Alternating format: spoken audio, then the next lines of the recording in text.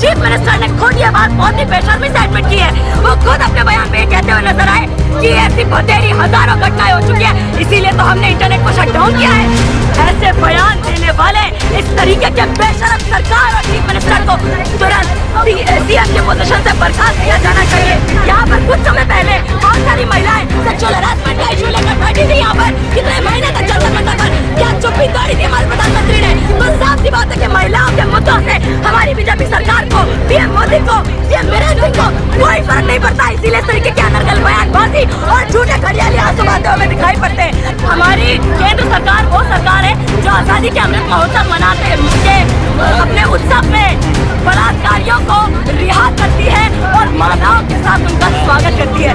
तो ऐसी सरकार जब इस तरीके की घटना पर खड़ियाली आंसू बहाते हुए दिखते हैं तो हम सभी महिलाएं, इस देश की महिलाएं, हम इस देश के नागरिक ये जानते हैं कि वो कितना बड़ा झूठ है। हजारों महिलाओं के साथ, हजारों बच्चों के साथ ये घटना हो चुकी है और वहाँ के चीफ मिनिस्टर ने खुद ये बात बहुत ही बेशर्मी से एडमिट की है। वो खुद अपने बयान में कहते हुए नजर आए कि ऐसी बतेरी हजारों घटनाएं हो चुकी है, इसीलिए तो हमने इंटरनेट को शट डाउन किया है।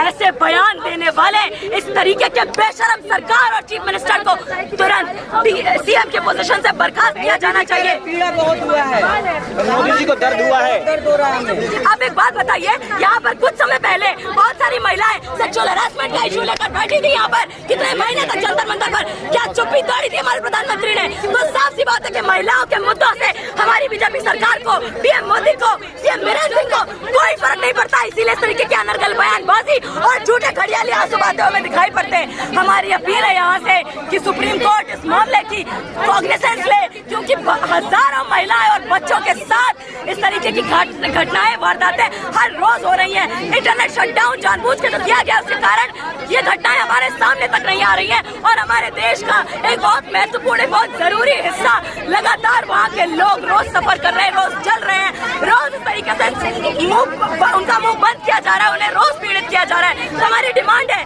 कि जितने भी कल्प्रिट, सिर्फ इस केस के नहीं बाकी और बतेरे केसेस के, उन्हें तुरंत अरेस्ट किया जाए और ये इंश्योर किया जाए कि जो भी शोविनिस्ट एलिमेंट्स हैं जो दंगों को, कम्युनल राइट्स को, वायलेंस को लगातार भड़का रहे हैं, उनको सबको तुरंत अप्रहेंड किया जाए, अरेस्ट किया जाए, उनका हिसाब लिया जाए और हमारे प्रदेश मणिपुर में शांति और न्याय स्थापित किया जाए। और उसके लिए जो अभी प्रेजेंट सरकार है, सीएम बीरेन्द्र सिंह है, उन्हें तुरंत बर्खास्त किया जाए। एक सेकंड, जिस तरह से गुजरात के दंगाइयों को वेलकम किया गया, क्या आपको यकीन है कि बीजेपी के शासित राज्यों में इंसाफ मिल सकता है उन महिलाओं को? हमारी केंद्र सरकार वो सरकार है जो आजादी के अमृत महोत्सव मनाते अपने उत्सव में बलात्कारियों को रिहा करती है और महिलाओं के साथ उनका स्वागत करती है। तो ऐसी सरकार जब इस तरीके की घटना पर खड़ियाली आंसू बहाते हुए दिखते हैं तो हम सभी महिलाएं, इस देश की महिलाएं, हम इस देश के नागरिक ये जानते हैं कि वो कितना बड़ा झूठ है, कितना बड़ा छलावा है और हमारे साथ कितनी बड़ी धोखाधड़ी आज हो रही है। आज मणिपुर में जिस तरीके से महिलाएं, बेटियां, बहनों के साथ जो हिंसा हो रही है, जो जघन्य अपराध हो रहे हैं, उसके लिए केवल और केवल मणिपुर की सरकार और हमारी केंद्र सरकार जिम्मेदार है। और इसके लिए हम डिमांड करते हैं कि न सिर्फ सीएम को बर्खास्त किया जाए बल्कि सुप्रीम कोर्ट इस मामले का संज्ञान ले, ताकि आज जो जनता है वहाँ पर वो केवल वहाँ की जो फेल्ड सरकार है उसके भरोसे रहने के लिए मजबूर ना हो। और यहाँ से हम ये बात भी कहना चाहेंगे कि हमारा संघर्ष तब तक जारी रहेगा, सिर्फ तब तक नहीं जब तक बीरेन्द्र सिंह को बर्खास्त नहीं कर दिया जाता। हम तब तक स्ट्रगल करेंगे जब तक मणिपुर के हर एक महिला, हर एक बच्चे को न्याय नहीं मिल जाता, हर एक महिला और हर एक बच्चे को, हर नागरिक को एक सुरक्षित माहौल, एक सुरक्षित प्रदेश नहीं मिल जाता, एक सुरक्षित न्याय पसंद देश में रहने का मौका नहीं मिल जाता, तब तक हम स्ट्रगल करेंगे। तो जिस तरह से ये पूरा घटना हुआ, जब आप पहली नज़र में इसको देखा वीडियो, तो उस वक्त अबाउट इंडिया के बारे में, जो भारत के बारे में जो थिंकिंग था, क्या आपको लग रहा है कि ये बहुत हद से ज़्यादा हो गया, हद से तजावुज़ हो गया? सबसे पहली बात तो ये है कि जो इस देश की महिलाएं हैं उनके लिए ये कोई पहली घटना नहीं है। हमने यहाँ पर देखा है कि रेप की पीड़िताएं, सेक्सुअल हरासमेंट की पीड़िताएं जंतर मंतर पे आकर बैठती हैं कई महीने और उन्हें यहाँ से दोबारा उससे भी जघन्य घटना उनके साथ घटित होती है, उनको और डरा धमका के चुप कर दिया जाता है। हमने देखा ये वही सरकार है जहाँ पे बृजभूषण शरण सिंह जैसे हरासर्स को खुलेआम प्रोटेक्शन आरक्षण दिया जाता है, लेकिन महिलाओं को, बेटियों को न्याय नहीं दिया जाता है। तो इसलिए हम अभी से नहीं, महिलाओं का जो संघर्ष है देश में बेहतर अधिकारों के लिए, न्याय के लिए, वो चलता आ रहा है और आगे भी चलता रहेगा तब तक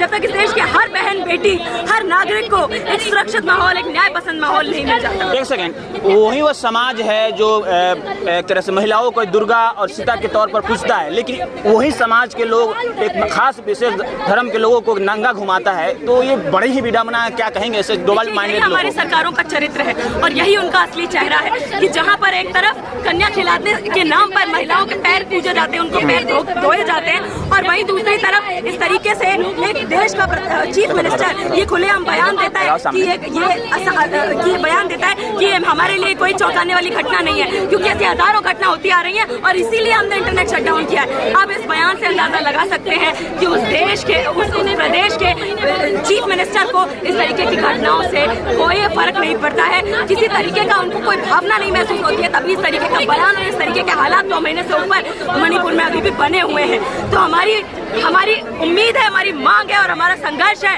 कि मणिपुर इस देश का बहुत ही जरूरी हिस्सा है। वहाँ की हर महिला, हर बेटी, हर नागरिक हमारा फेलो सिटीजन है और हम उसके लिए, उसके अधिकारों के लिए, उसके लिए बेहतर माहौल, सुरक्षित माहौल, न्याय सुनिश्चित करने के लिए हम संघर्ष करेंगे। एक लास्ट सवाल, जिस तरह से गुजरात में जो दंगा हुआ था, इसी तरह कत्लेआम हुआ था, वहाँ पर बिल्किस बानो के साथ रेप हुआ था, जो गर्भवती थे लोग, उनके पेट को फाड़ा गया था।